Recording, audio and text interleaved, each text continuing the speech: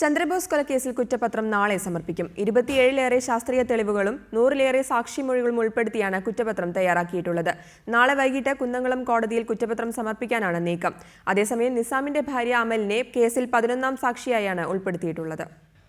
സമയപരിധിക്കുള്ളിൽ തന്നെ ചന്ദ്രബോസ് കേസിൽ കുറ്റപത്രം സമർപ്പിക്കാൻ കഴിയുന്നതിന്റെ ആത്മവിശ്വാസത്തിലാണ് പ്രോസിക്യൂഷൻ. ചന്ദ്രബോസിനെ ആക്രമിക്കുമ്പോൾ കൂടെയുണ്ടായിരുന്ന സഹ സെക്യൂരിറ്റി ജീവനക്കാർ, മറ്റ് തൊഴിലാളികൾ, ഫ്ളാറ്റിലുണ്ടായിരുന്നവർ എന്നിങ്ങനെയായി 12 പേരുടെ 164 അനുസരിച്ചുള്ള രഹസ്യമൊഴി, മറ്റ് സാക്ഷിമൊഴികൾ, ശാസ്ത്രീയ പരിശോധനാ തെളിവുകൾ എന്നിവ നിരത്തിയാണ് കുറ്റപത്രം. ചന്ദ്രബോസിനെ ആക്രമിക്കുന്ന സമയത്ത് ഭാര്യ അമലും കൂടെയുണ്ടായിരുന്നുവെന്ന് ദൃക്സാക്ഷിമൊഴിയുള്ളതിനാൽ ഇവരെ 11ാം സാക്ഷിയാക്കിയിട്ടുണ്ട്. അല്ലാത്തപക്ഷം പ്രതിസ്ഥാനത്ത് ഇവരെ സാക്ഷിയാക്കിയാൽ കേസിനെ ബാധിക്കാനിടയുണ്ടെന്ന വിലയിരുത്തലാണ് ഇവരെ 11ാം സാക്ഷിയായി ഉൾപ്പെടുത്താനിടയാക്കിയത്. ആക്രമണ സമയത്ത് നിസാം ഉപയോഗിച്ച കാർ, ഷൂസ്, വസ്ത്രം, വടി എന്നിവയിൽ നിന്നും ആക്രമണ സ്ഥലത്ത് നിന്നും ശേഖരിച്ച രക്തക്കറകളിൽ തിരുവനന്തപുരത്തെ ലാബിൽ നടത്തിയ പരിശോധനയിൽ രക്തം നിസാമിന്റെയും ചന്ദ്രബോസിന്റെയുമാണെന്ന് തിരിച്ചറിഞ്ഞുള്ള ഫോറൻസിക് റിപ്പോർട്ട് കഴിഞ്ഞ ദിവസം ലഭിച്ചു. കാറിന്റെ വേഗതയുടെയും ചന്ദ്രബോസിനേറ്റ മുറിവുകളുടെയും ശാസ്ത്രീയമായ താരതമ്യ പഠനത്തിന്റെ യഥാർത്ഥ റിപ്പോർട്ടും ലഭിച്ചിട്ടുണ്ട്.